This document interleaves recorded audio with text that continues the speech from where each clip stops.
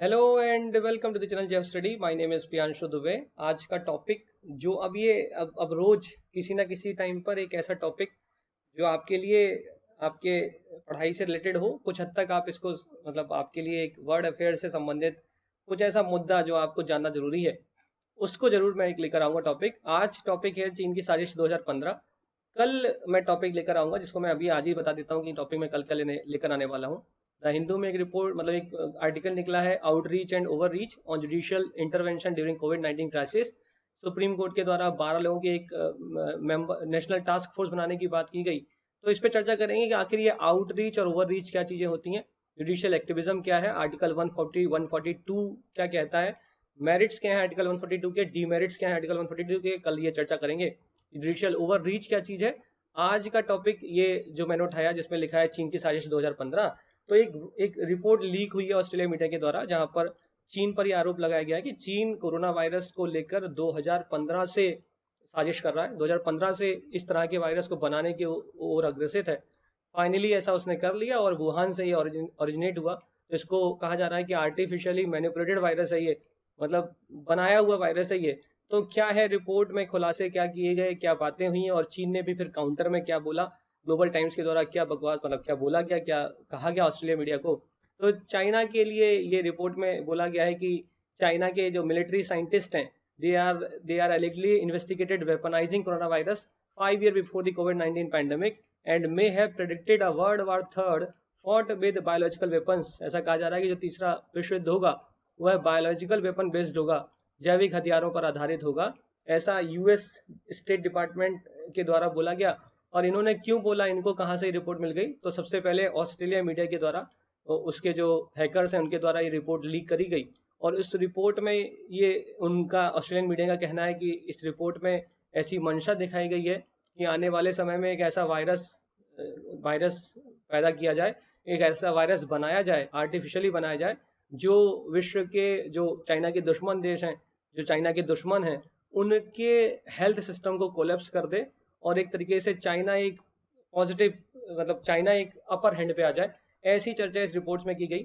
US official legally obtained the papers which were written by military scientists and senior Chinese public health officials in 2015 as part of their own investigation into the origin of COVID-19। तो ऐसा US word जो US state department है उसका कहना है। लेकिन इसके counter में चाइना का जो ग्लोबल टाइम्स है इसके द्वारा भी कुछ ना कुछ जरूर बोला गया होगा।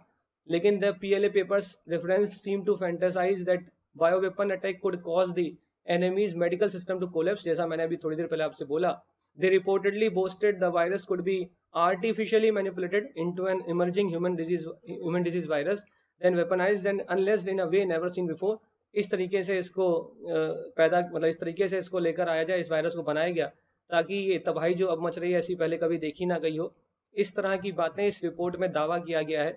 ऑस्ट्रेलियन मीडिया ने ऐसा दावा किया कि ये जो 18 ऑथर हैं जिनके द्वारा ये रिसर्च पेपर लिखा गया है, इन ऑथरों में फी ली फेंग जो कि former deputy director of China's bureau of epidemic prevention, और Xu Dezhong the former chief of China SARS epidemic analysis expert group से बिलोंग करते हैं।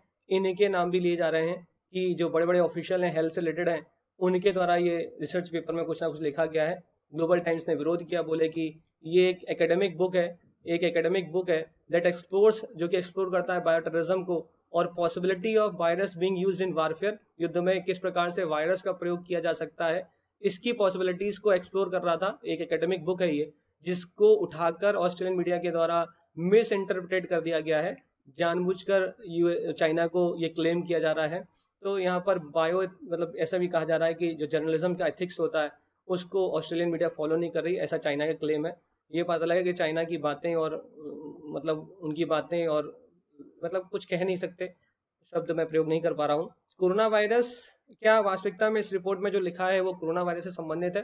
ध्यान रखिए, इस रिपोर्ट में कोरोना वायरस के लिए नहीं कुछ कहा गया, इस रिपोर्ट में सार्स के लिए कहा गया। सार्स मतलब सीवियर एक्यूट रेस्पिरेटरी सिंड्रोम के बारे में कहा गया। तो ये नाम है इसका, SARS CoV corona virus, COV मतलब कोरोना वायरस ही होता है।